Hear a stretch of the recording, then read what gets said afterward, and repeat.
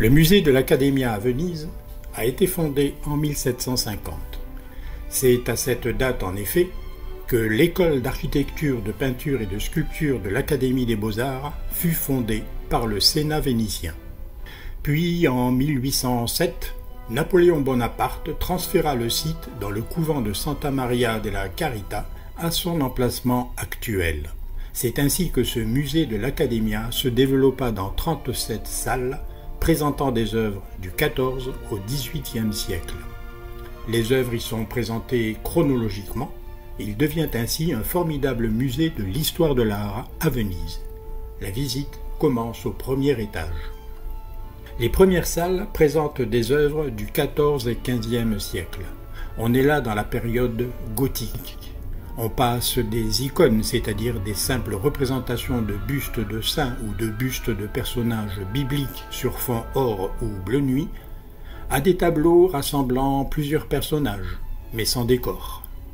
Puis avec un semblant de décor. Puis à des personnages en action dans des paysages plus réels. On passe donc de la simple icône à la peinture moderne, plus élaborée. En quelques années, les tableaux ont commencé à raconter une histoire. C'est le développement inouï qu'a connu le XVe siècle, le grand mouvement de la Renaissance. D'ailleurs, au passage, l'évolution de la peinture bénéficie aussi des règles de la perspective de mieux en mieux maîtrisées. Admirez les œuvres d'Antonio Vivarini, par exemple, de Vittore Carpaccio, dont le cycle de Sainte-Ursule. Il semble l'unique et dernier représentant d'un style encore imprégné de gothique. Le musée place Giovanni Bellini à sa juste valeur. 2 salles lui sont consacrées. Au passage, admirez la modernité de certaines œuvres de Giovanni Bellini. Puis apparaissent les artistes influencés par les Bellini, comme Cima de Conegliano. Notez une évolution dans la peinture vénitienne. En effet, les artistes commencent à prendre des libertés avec les sujets représentés. Par exemple, Cima de Conegliano peint parfois des paysages locaux qui lui sont familiers dans des scènes pourtant bibliques. C'est déjà l'idée de la liberté de création qui se fait jour. On n'est plus tout à fait dans la copie du réel ou d'un pseudo-réel, mais dans l'interprétation toute personnelle du thème représenté. Véronèse poussera cette liberté à son maximum. Nous le verrons.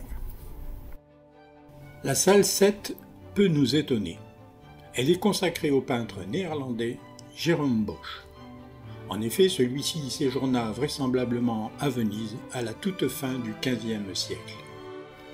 La salle suivante est consacrée au peintre le plus énigmatique de Venise, Giorgione. Elle présente 2 œuvres de Giorgione, La Tempête et La Vieille Femme. Giorgione fut peut-être l'artiste le plus influent et le plus célèbre de Venise, mais la plupart de ses tableaux ont disparu, notamment dans l'incendie du Palais des Doges en 1577. Son œuvre marque la fin de la Renaissance tardive et s'ouvre vers le style qui suivra, celui du maniérisme. Le maniérisme ne se réfère plus à l'harmonie de la nature, à la beauté. Il devient plus subjectif, avec parfois exagération des proportions, artificialité des postures. On arrive ainsi, salle 10, à Véronèse. La plupart des œuvres présentées sont des commandes pour des édifices religieux. Mais vous noterez la liberté que prend l'artiste avec l'histoire, avec le fait religieux, voire même avec la vraisemblance.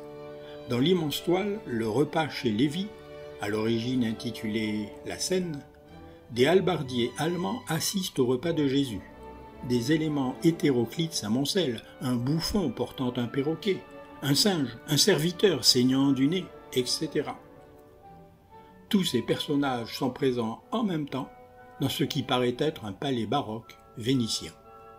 Plus sages sont les autres tableaux qui étalent leurs couleurs et leurs lumières.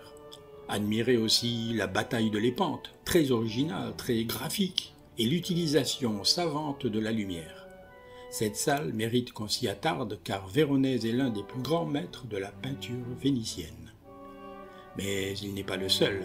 Après l'illustre Véronèse dans les salles suivantes, on découvre les non moins illustres Tintoret et Titien.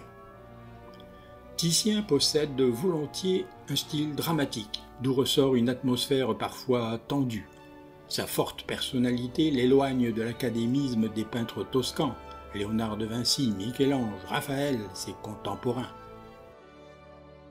Tintoret se caractérise encore plus que Titien par son style dramatique, ses personnages aux positions torturées, ses jeux crus de lumière.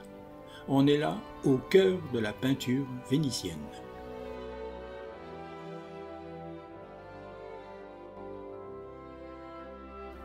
Accompagné de Giambattista Tiepolo, au sujet religieux autant que profane, scènes raffinées ou représentations de vie populaire vénitienne.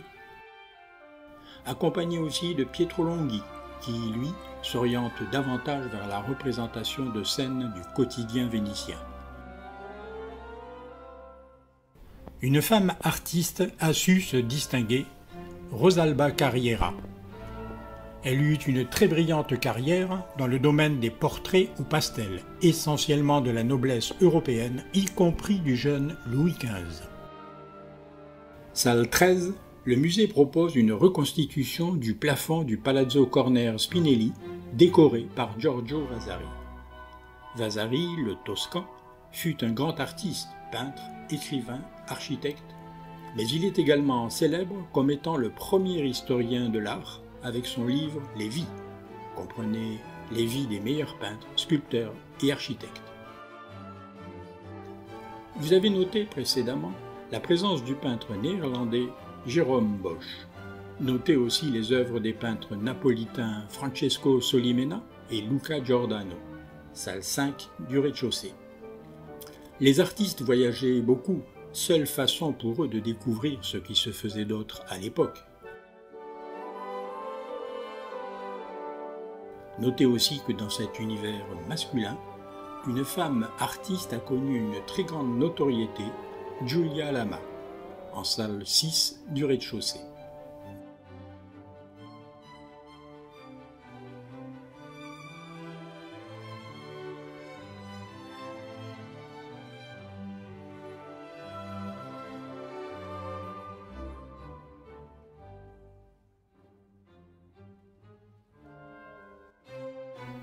Francesco Guardi et Canaletto sont les derniers représentants de l'école vénitienne, bien que cette école ait perduré par la suite, mais avec une influence moindre. Francesco Guardi est le peintre des vedute, c'est-à-dire des paysages urbains. Il peignit aussi de nombreuses scènes de vie vénitienne. Il fut tellement admiré que de nombreuses œuvres de Guardi furent vendues à l'étranger.